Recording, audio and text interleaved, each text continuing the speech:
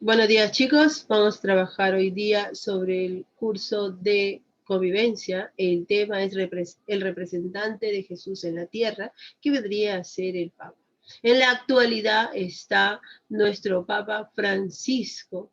Pero antes de conocer un poquito de Francisco, nuestro Papa Francisco, vamos a conocer quién fue el primer Papa o quién fue el representante de Jesús en la tierra.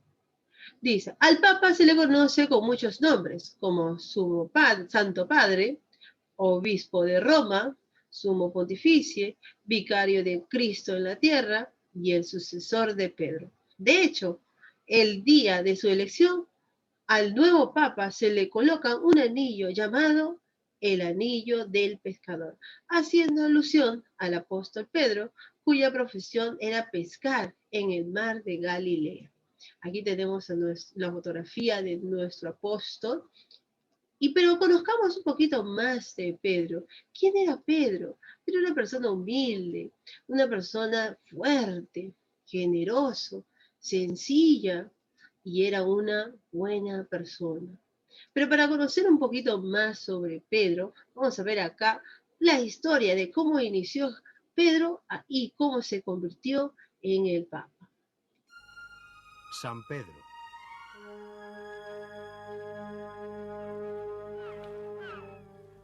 Pedro se llamaba al principio Simón, que en hebreo significa Dios ha escuchado. Era de Cafarnaún, que está alrededor del lago de Tiberíades. Era pescador y se dice que tenía una actividad bien organizada. Estaba casado y tenía una hija. Su hermano menor, Andrés, le había presentado a Jesús. Reconozco sin lugar a dudas que se trata de una pesca milagrosa. Toda la noche con las redes vacías y nada más llegar tú, maestro, se han llenado de peces. No sé de qué forma darte las gracias. Tal vez lo que deba hacer es darte parte de las ganancias. Gracias, Simón. No deseo convertirme en pescador. Soy yo el que te va a hacer pescador de hombres.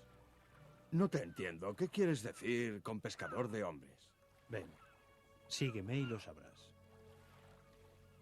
Simón abandonó todo y siguió a Jesús a todas partes. No estaba solo, sino con otros 11 hombres que también acompañaban a Jesús de Nazaret. La gente dice muchas cosas sobre mí, pero vosotros, ¿quién decís que soy yo? Tú eres el Cristo, el Hijo del Dios viviente. Simón, yo te digo que a partir de ahora serás Pedro, y sobre esta piedra edificaré mi iglesia, y además tendrás las llaves del reino de los cielos.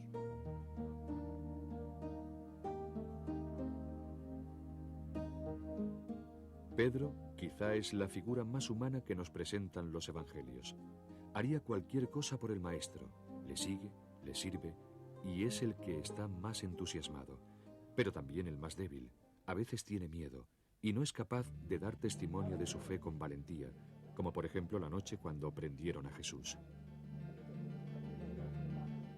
Pero tú eres uno de ellos, te reconozco. Tú estabas con Jesús de Nazaret, lo seguías siempre. Es más, Jesús se dirigía preferentemente a ti.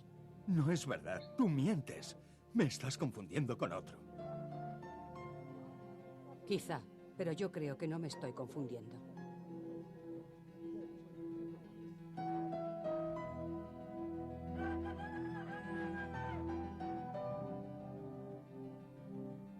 Señor mío y Dios mío, perdóname, ¿qué es lo que he hecho?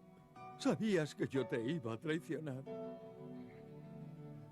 Pedro, después de la muerte y resurrección de Jesús, junto a Pablo fue un incansable organizador de las primeras comunidades cristianas, antes en Jerusalén, luego en Palestina y después en todo el mundo hasta Roma.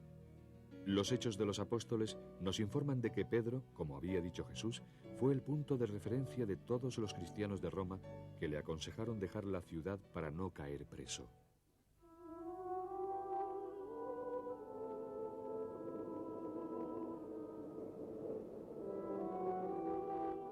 ¿Pero quién será? Ese parece Jesús.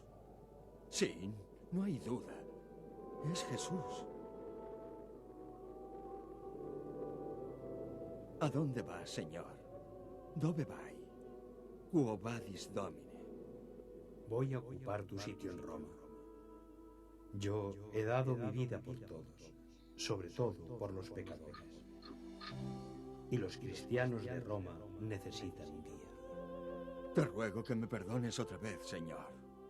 Volveré a Roma porque allí está mi puesto.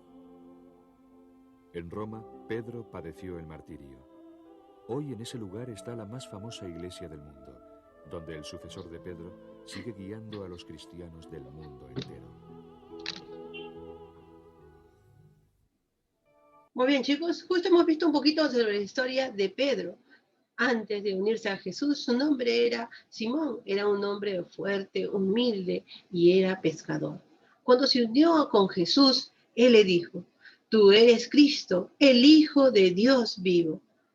Cuando Pedro reconoció a Jesús, Jesús se sintió muy contento. Y Pedro siguió a Jesús con todo su amor, con toda su fe. Muy bien, vamos a continuar. Ahora vamos a conocer, ahora en la actualidad, cómo se llamará el verdadero nombre de nuestro Papa actual.